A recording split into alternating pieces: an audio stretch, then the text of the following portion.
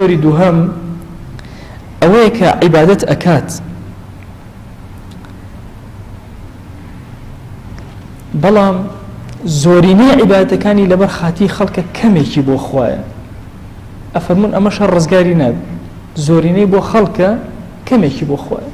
ئەفەرمون ئەم جۆرەش ڕزگاربوونی نییە چکە زۆرینەی کردەوەکانی لەبەر خاتی خەڵکە لەبەر خاتی خوا نییە ئەبێ ئینسان لەبەر خاتی خوا کردەوەکانی جێبەجێ ئەفەرمون نوعی سێهەم هەیە تەساویە چەندێ بۆ خۆیەکە ئەوەنەش بۆ خەڵکیەکە ئەڵێن ئەمە فەرزەکەی لە کۆڵەکەوەیە بەڵام ئەجر هیچ ئەجرێکی دەستگیر نابێت چونکە ئەمە شەڕ و خێری وەکو یەک نوعی چوارەمینمان هەیە ئومێ دەکەم زۆرینەی خەڵکی ئێمە کە تووشی ڕیا ئەبێ لەم جۆرە بێ کە بەڕاستی ئەمڕۆ ئەم قسەیەم لە لای ئیمامی غەزالی خوێندەوە دڵم زۆر ئارام بوو کە دەرگایەکی خێرە بۆ نەجات بوون ئەفەرمێ جۆری چوارەم بریتێ لەوەی کە خەڵک ئەبینێ زیاتر عیبادەت ئەکا دڵی جاروبار ئەچێ بۆ لای خەڵک بەڵام کە بیری ئەکەوێتەوە لە بەردەم خۆیان وەستاوە ئەگەڕێتەوە بۆ ناو نوێژەکەی شەرمەندەی ئەیگرێت لە بەردەم خۆیان بەڵام هەندێک جار ڕیا زۆری بۆ ئەهێنێ بەم لایە حەزەکە خەڵک سەیریکە لە شوێنەکە نوێژەوە باشتر ئەکا هەندێک جار نوێژەکەی لەبەر خاتی خوا ئەو جێبەجێ کردووە بەس چاویشی لە خەڵکە ئەڵێ فڵان کەس لێرێ ئەمڕۆ ئێستا ئەزانێ من چەند موسڵمانێکی باشترم جا سوبحان الله ئەوە داستانێکەیە لەسەر مەسەلەی ڕیا کە ئەفەرمێ کابرایەک ڕێ ئەکرد مەشهورە بە شەو نوێژەکەی ئەو کێشە ئەوتان بۆ گەرمەوە چمە سەر دەرسەکان یادم کەوتەوە ئەڵێ کابرایەک شەو نوێژی ئەکرد هاتە سەر بانای قولەی بانەکەیان خەڵکی لە سەربان نەخەوتن بۆی خەبەریان بێتەوە ئەڵێ نوێژی ئەکرد لە ئەوڵەوە الله ئەکبەر ئەوەیەکی کرد کەس خەبەری نەبوو ئەڵێ دوای بسم الله الرحمن ئەڵێ وەڵڵا کەس هەر خەبەری نەبوو ئەڵێ الحەمد لله رب کەس هەر خەبەری نەبوو ئەڵێ مەجبور چاری نەما ئەڵێ قول هو اللهی بەدەنگی بەرز بەرز خوێن ڕکاتی دوێنێ بەدەنگی بەرز بەرز خوێن ئەڵێ خەڵک هەر خەبەری نەبوو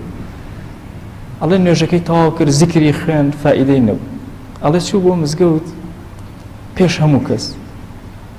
ئەڵێ گۆزەیە ئاو دانرا بوو لەسەر ئاوی ئەخوارد دەوتیان فڵان بەم بەیانە زۆر ئەم ئاو زۆرە چییە ئەڵێ وتی کوورە ئێوە نازانن شەو نوێژەکەی ئاو کێش ئەڵێ ئەخیرەن هەر دەری بڕی هەندێک جار سوبحان الله مەسائلی ڕیا نهێنیەکەت ئەشارێتەوە یعنی تەسەوور کە لە زمانی ئیمامی عومەرە کەسێک ئاوە خۆی ئەوە کردبوو ئیمامی عومەر دوڕەیەکی لێ فەرمووی خۆت ڕێککەرەوە دڵ ئەبێ خوشوع بکە لە بەردەم ڕەب العالەمینە منت هیچ نییە دڵت من لە بەردەمی خەڵکا کەسکەی لە دوایە هیچ نەبێ هیچ نییە ئەم جۆرەی ئەخیریان کە ئەرستانەکەم ئومێ دەکەم زۆرینەمان ڕزگارکە ئینسان لەبەر خاتی خوا نوێژەکە دێتە مزگەوتەوە تاعەت جێبەجێ ئەکا هەندێک جار سوبحان الله شەیطان زۆری بۆ ئەهێنێ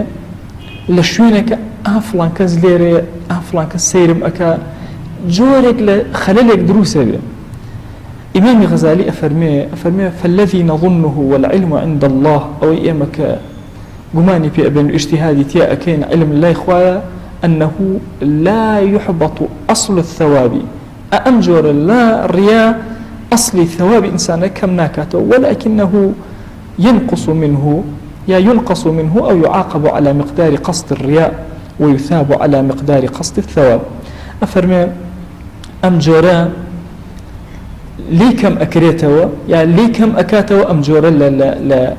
أجر ثوابي كم أكاتوا يا هند جار خوي قرأ عقوبة أدا لكسر أو توزر رياء بلان أصلي كرده وكي لا إخوة قبول